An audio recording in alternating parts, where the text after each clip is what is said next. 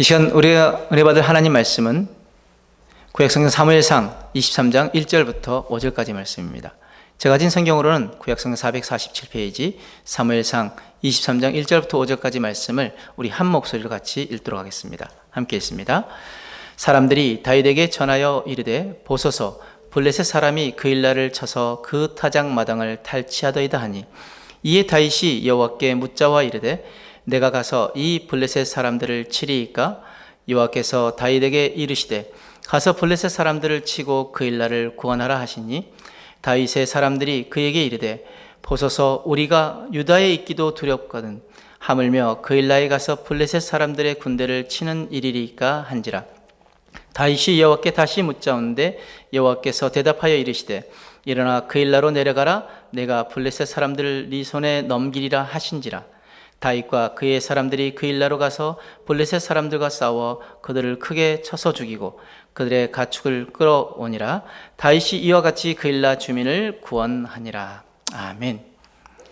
함께 읽은 말씀을 가지고 기도의 고수라는 제목으로 함께 은혜를 나누길 원합니다.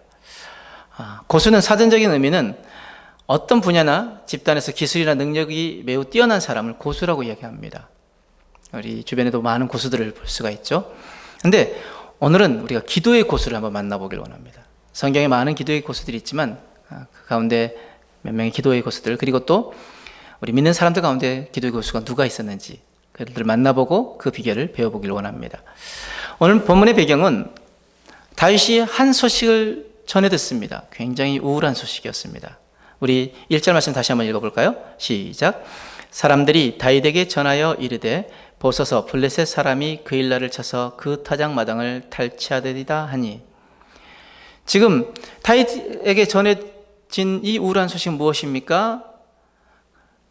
지금 블레셋 사람이 그 일날을 쳐서 그 타작 마당을 탈취했다는 소식이었습니다. 그 일날은 블레셋과 국경 지역에 있었고 베들레헴에서 남서쪽으로 약 24km 떨어진 곳에 있었습니다. 지금 다윗이 그 일날에 블레셋이 쳐들어와서 지금 타작한 곡식들을 탈취당하고 있다라는 소식을 듣습니다. 다윗과 부하들은 이들을 구해주고 싶은 마음이 있었습니다. 하지만 현실적으로는 불가능한 일이었습니다. 왜요? 전력적으로 열세였거든요.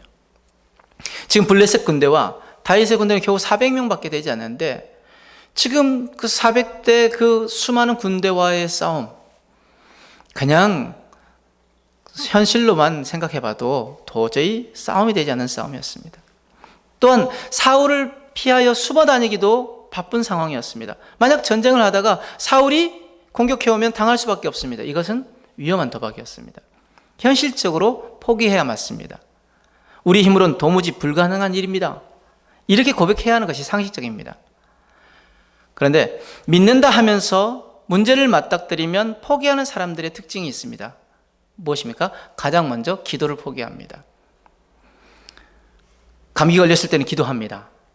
낫게 해달라고. 그런데 큰일이 닥치면 기도를 포기합니다. 가장 기도가 필요한 시기에 기도를 포기합니다. 왜 그렇습니까? 믿음이 없어서입니다. 그런데 오늘 문제를 대하는 다윗의 모습은 어떻습니까? 지금 불가능한 현실 앞에서 다윗은 기도하고 있습니다. 우리 2절 말씀 한번 같이 읽습니다. 시작. 이에 다윗이 여호와께 묻자와 이르되 내가 가서 이 블레셋 사람들을 치리이까? 여호와께서 다윗에게 이르시되 가서 블레셋 사람들을 치고 그 일날을 구원하라 하시니. 여호와께 묻자와 이르되, 즉 하나님 앞에 기도한 것이죠. 모든 사람이 포기한 시간 다윗은 기도했습니다. 지금 기도할 가치가 없는 상황입니다. 너무나 결과가 뻔한 것을 놓고 다윗은 기도를 시작합니다. 다윗이 어떻게 기도합니까? 하나님의 백성이 할례받지 않는 이방인들에게 공격을 당하여 수탈당하고 있습니다. 그런데 다윗이 이렇게 기도하지 않았습니다. 그렇지만 저는 도울 힘이 없습니다. 도와주고 싶지만 도울 수 있는 상황이 아닙니다. 사람도 부족하고 무기도 부족하고 훈련받은 군대도 아닙니다. 전쟁에 나가면 패할 것이 분명합니다. 그리고 사울에게 만약 이 소식이 들어간다면 블레셋 군대보다 사울이 나를 치기 위해서 쫓아 올라올 것입니다. 만약 이런 기도를 하다가는 더 이상 기도하지 못했을 것입니다. 다윗은 아마 골리앗과 싸울 때가 기억났을 것입니다. 그때도 힘이 없었는데 내가 싸운 것도 아닌데, 하나님이 이기게 해주셨는데, 고통당하는 하나님의 군대를 구원하도록 나에게 힘을 주셨는데, 그러면서 골리앗에게 했던 그 선포를 기억했을 것입니다. 아, 전쟁은 하나님께 속한 것이지. 사무엘상 17장 47절 다윗이 뭐라고 고백합니까? 지금 그 골리앗에게 다윗이 달려나가면서 다윗이 했던 그 선포가 무엇이었습니까? 여호와의 구원하심이 칼과 창에 있지 아니함을 이 무리에게 알게 하리라. 전쟁은 여호와께 속한 것인즉. 지금 여호와의 구원하심이 칼과 창에 있지 않다. 너희가 그것을 알게 되어질 것이다. 전쟁은 하나님께 속한 것이기 때문이다. 지금 골리앗에게 선포했던 그 선포가 기억났을 것이고, 그 하나님의 마음이 느껴지기 시작했을 것입니다. 그래서 다윗이 하나님 앞에, 하나님, 그럼 이번에도 제가 나가서 싸워야 합니까? 그러자 들려온 하나님의 음성은 무엇이었습니까? 그래, 네가 가서 블레셋 사람들의 손에서 그 일날을 구원해라. 기도의 유익은요, 사람의 시각에서 하나님의 시각으로 바뀌는 것입니다. 하나님의 시각을 가진 사람의 특징은 간이 커집니다. 간이 배 밖으로 나오는 게 아니라 간이 커집니다. 무엇입니까? 담대함을 가지게 되어지죠. 배짱이 생깁니다.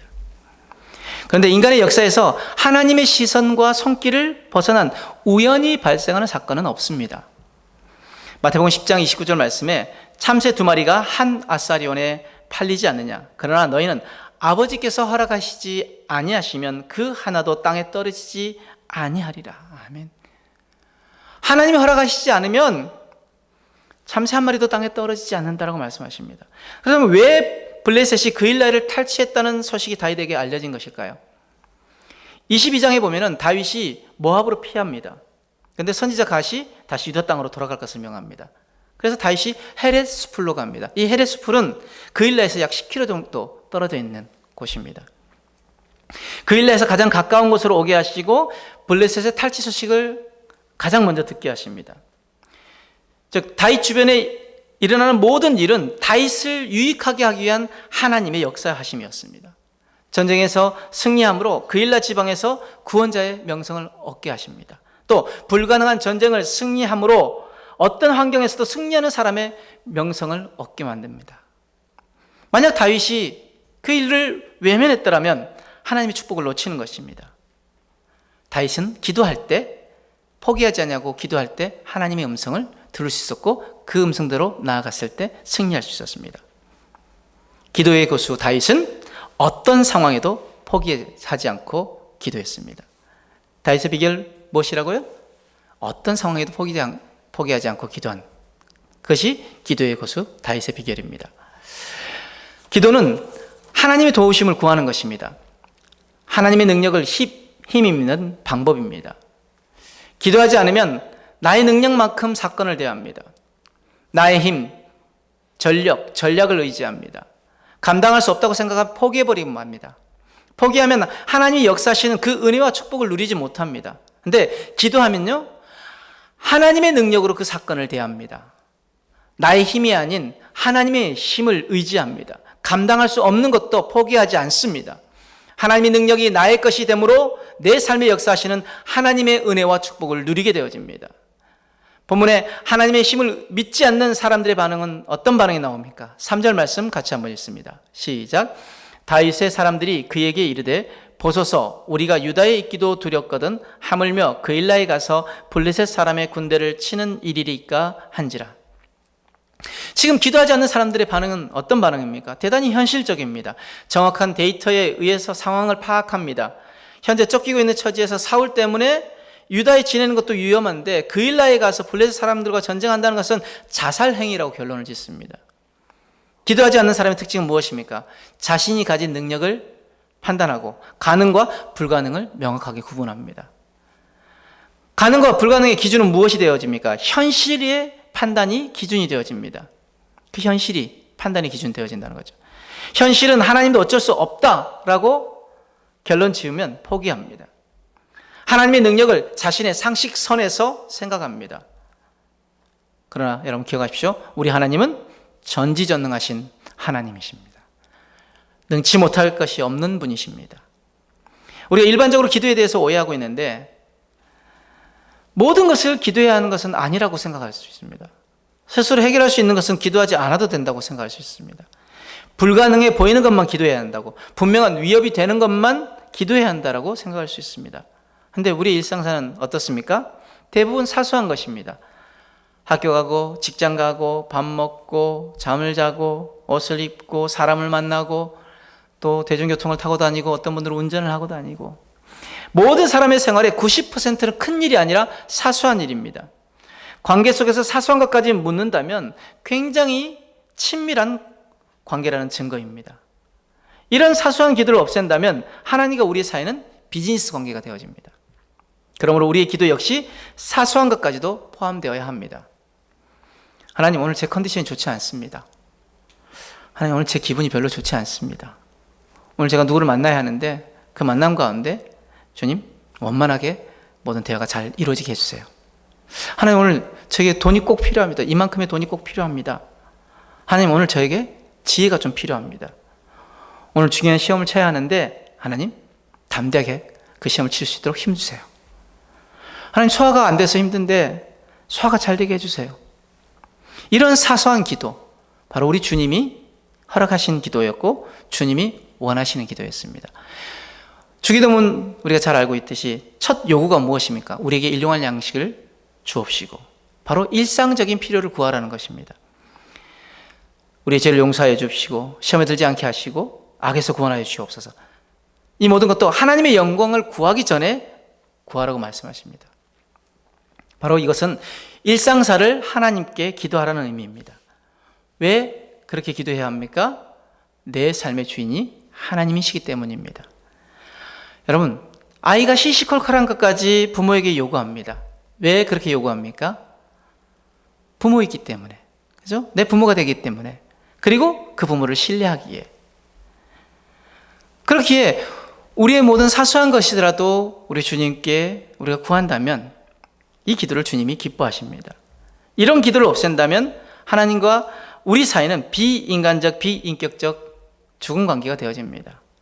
우리가 잘 알고 있는 지어지 물러 5만 번의 기도 응답을 받았다라고 이야기를 하는데, 그보다 더 많이 받았다고 이야기하지만, 만약에 주요 사건의 응답이었다면 불행한 인생이었을 것입니다. 왜요? 만약에 그 응답이 없었다면 5만 번의 위기를 겪은 사람이 되어지기 때문입니다. 그런데 뮬러는 사소한 것에 기도합니다. 어떤 것을 기도합니까? 잃어버린 창고의 열쇠를 위해서 기도합니다. 또 고장난 보일러를 위해서 기도합니다. 그리고 마음의 평온을 위해서 기도합니다. 기도의 힘은요, 체험에 있습니다. 기도 응답의 체험이 있어야 합니다. 여러분, 인간관계 가운데도 최초의 사랑의 관계는 무엇부터 시작합니까? 사소한 것부터 시작합니다. 서로 눈을 맞추고 웃어주고, 그죠? 이 사소한 것에서부터 관계가 시작되어지고 그 관계를 통해 더 깊은 관계로 발전해 나갑니다. 사소한 기도의 응답이 여러분 우리의 심령에, 우리 영혼에 정말 소중한 것입니다. 왜요? 주님과의 더 친밀한 관계로 나아갈 수 있기 때문에.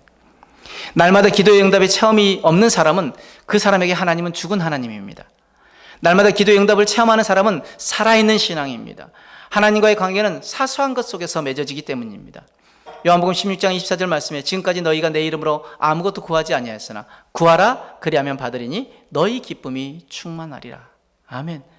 구하라고 할 때 특별한 것만 구하라고 하십니까? 아니면 모든 것을 구하라고 하십니다. 구하라 그리하면 받으리니 너희의 기쁨이 충만하게 되어질 것이다. 이 말씀 붙잡고 뮬러는 사소한 것까지 하나님 앞에 구합니다. 기도의 고수 뮬러의 비결, 바로 사소한 것에도 기도하는 것입니다.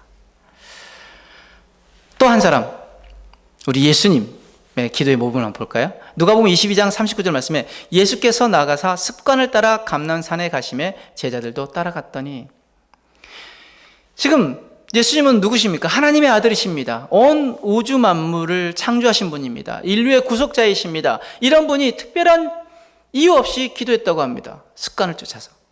금식할 때도 기도하셨고요, 밤을 새우시면서 기도하셨고, 새벽에 기도하셨고, 늦은 밤에 기도하셨고, 죽은 사람을 위해서도 기도하셨고, 음식을 드실 때도 기도하셨고, 병자 앞에서도 기도하셨고, 모든 일을 시작하기 전에 기도하셨습니다. 우리 예수님은 생애의 출발점부터 생애의 그 마지막까지, 생명이 끝나는 순간까지 기도하셨습니다. 바로 기도가 습관이 되셨습니다. 기도의 고수 예수님은 습관적으로 기도하신 분입니다. 기도의 고수 예수님의 비결 무엇이라고요? 바로 습관적으로 기도하는 것. 사랑하는 여러분, 기도의 놀라운 비밀을 발견한 사람은 어떤 사람입니까? 기도의 놀라운 비밀을 아는 사람입니다. 하나님이 예비하신 보화가 가득한 것을 아는 사람입니다. 기도의 습관을 가진 사람만이 이것을 발견할 수 있고 소유할 수 있습니다. 이 놀라운 비밀을 아는 사람은 절대 기도를 포기할 수 없습니다. 이러한 기도를 하는 사람은 하나님의 뜻을 깨닫고 그 뜻 가운데 행하기에 삶이 복될 수밖에 없습니다. 5만 번 이상 응답받은 조지 물러는 응답받는 기도에 대해서 5가지로 이야기합니다. 첫 번째, 주 예수 그리스도만이 축복을 구하는 모든 간구의 유일한 근거이심을 묵상하면서 주님의 십자가 공로만을 의지하여 기도하라.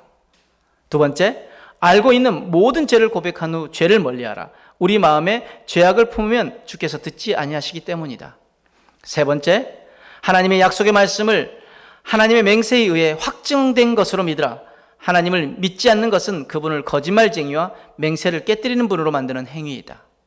네 번째, 하나님의 뜻에 일치되게 기도하라. 기도의 동기는 경건해야 하며 정력으로 쓰려고 하나님의 선물을 구해서는 안 된다. 다섯 번째, 끈기 있게 간구하라. 농사꾼이 오래 인내하며 추수를 기다리시지 하나님을 바라며 기다리라. 아멘.